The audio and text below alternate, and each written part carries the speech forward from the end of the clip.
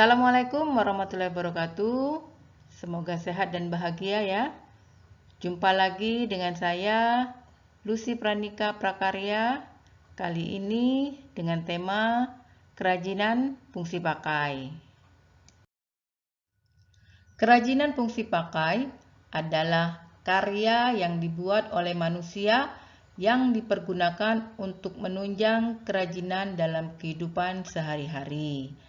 Kerajinan fungsi pakai mengutamakan kegunaan dari benda yang dihasilkan tersebut dan memiliki nilai estetika sebagai tambahan agar lebih menarik. Adapun prinsip kerajinan fungsi pakai, yang pertama, keunikan bahan kerajinan fungsi pakai. Yang kedua, unsur pesan atau kesan pada kerajinan fungsi pakai tersebut. Yang ketiga, unsur rancangan atau desain dalam pembuatan kerajinan fungsi pakai. Berikut ini penjelasan tentang prinsip-prinsip kerajinan fungsi pakai tersebut. Dalam membuat karya kerajinan, keunikan bahan kerajinan fungsi pakai sangat dipengaruhi dua hal. Yang pertama, bahan yang digunakan. Ingat materi beberapa waktu yang lalu tentang bahan-bahan pembuatan kerajinan. Ada materi bahan alam, ada materi bahan buatan, ada materi bahan limbah organik, ada materi bahan limbah anorganik.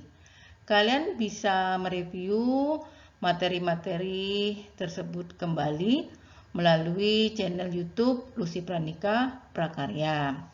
Yang kedua, teknik pembuatan kerajinan.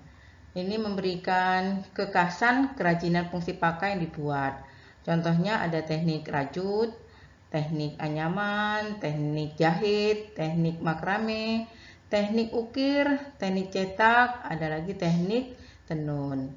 Tentunya teknik-teknik pembuatan kerajinan juga dipengaruhi oleh alat yang digunakan. Nah, di bawah ini juga ada contoh-contoh pembuatan kerajinan dengan berbagai macam teknik.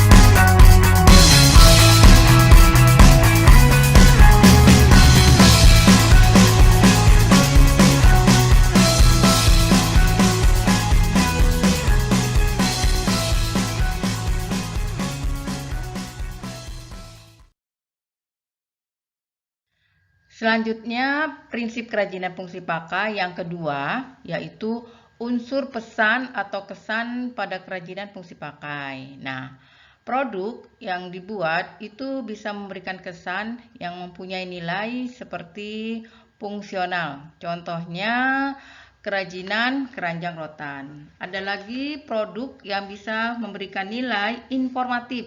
Contohnya, kerajinan pin kaleng.